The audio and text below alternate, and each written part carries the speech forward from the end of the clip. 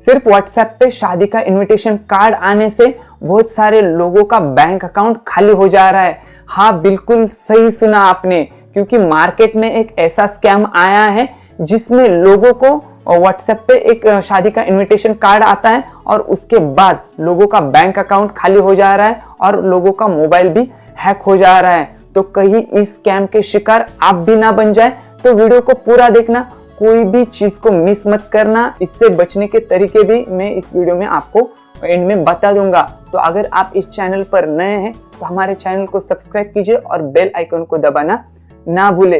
तो हुआ क्या है कि अभी शादियों का सीजन आया है। शादियों का सीजन यानी इनविटेशन कार्ड घर घर पे जाके देना, मतलब घर भर पे, मतलब यानी सबको देना तो नहीं होता, लेकिन जो आपके रिलेटिव होते उनको तो आप इनविटेशन कार्ड जरूर देते हैं। हर कोई देता है, आजू बाजू वाले होते या फिर हमारे जान पहचान वाले जो लोग होते उनको इनविटेशन कार्ड दिया जाता है ताकि वो हमारे शादी में आ पाए। लेकिन अब जमाना डिजिटल हो चुका है और घर घर जाके हर कोई शादी का इनविटेशन कार्ड नहीं देता।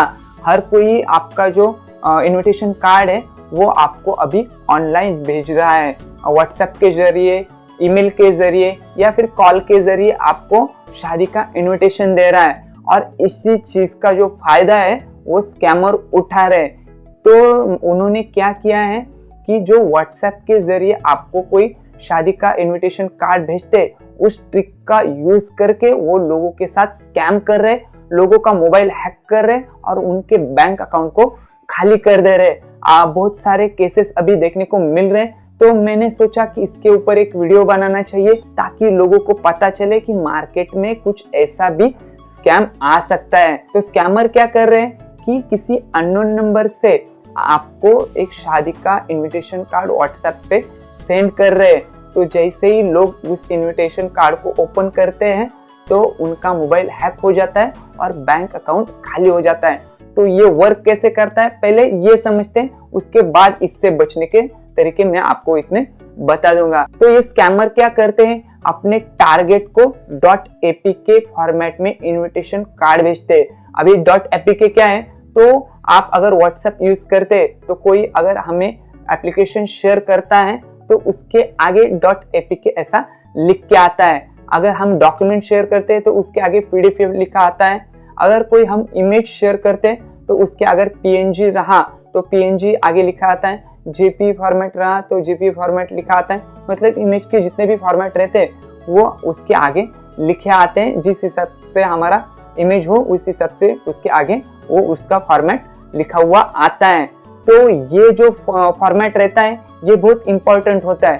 तो जो स्कैमर है वो आपको एक एप्लीकेशन भेजते, उसका नाम सिर्फ इनविटेशन कार्ड होता है लेकिन वो एप्लीकेशन होता है। और बहुत ज्यादा चांसेस है कि जो टारगेट है, मतलब हम, वो उस एप्लीकेशन को इंस्टॉल करें।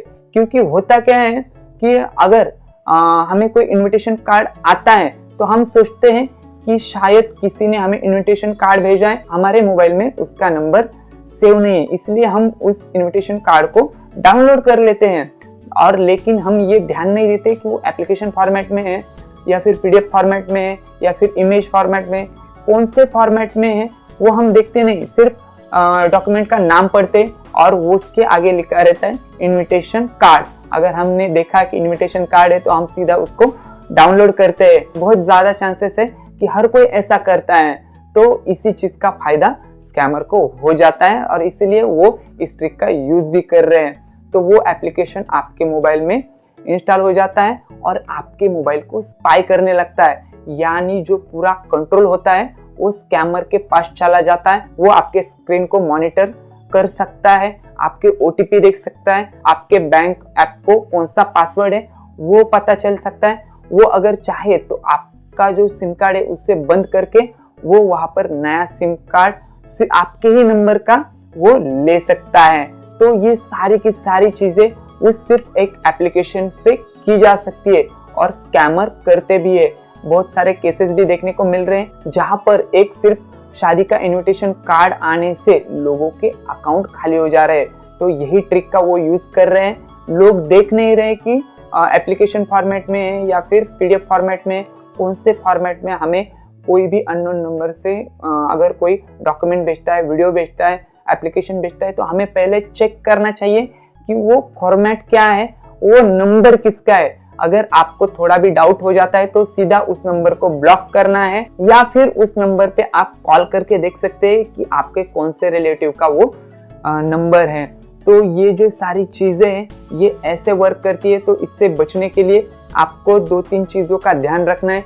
सबसे पहले, अगर किसी अननोन नंबर से आपको कोई भी चीज आती है, चाहे मैसेज हो, वीडियो हो, एप्लीकेशन हो, पीडीएफ हो, कोई भी चीज आती है, तो सबसे पहले वो नंबर अपने कंट्री का है कि नहीं वो चेक करना है। अभी ये कैसे चेक करना है, तो हमारे कंट्री का जो कोड है वो +91 से स्टार्ट हो जाता है, और जो स्कैमर नंबर यूज करते हैं वो ज्यादातर अदर कंट्री के भी होते हैं, और कोई कोई तो हमारे कंट्री का भी नंबर कोड यूज करके आपके साथ स्कैम करता है। तो ये भी आपको ध्यान रखना चाहिए कि वो अदर कंट्री का नंबर है या फिर अपने कंट्री का नंबर है।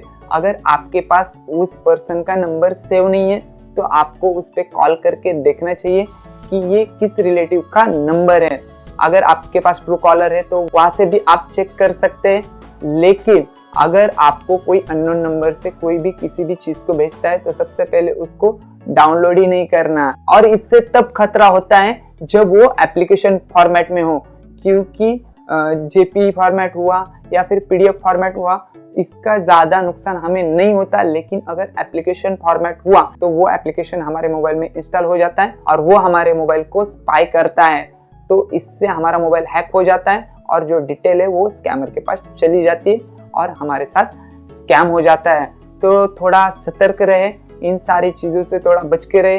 कितने भी वीडियो इसके ऊपर अगर हम बनाते हैं तो भी जो स्कैमर है वो नए नए स्कैम करने के तरीके ढूंढते रहते हैं। कोई टेंशन नहीं है, जैसे ही कोई स्कैम मार्केट में आता है तो सबसे पहले आपको इस चैनल पर उस स्कैम के बारे में पता चल जाएगा, और उससे बचने के तरीके भी आपको इसी चैनल पर मिल जाएंगे।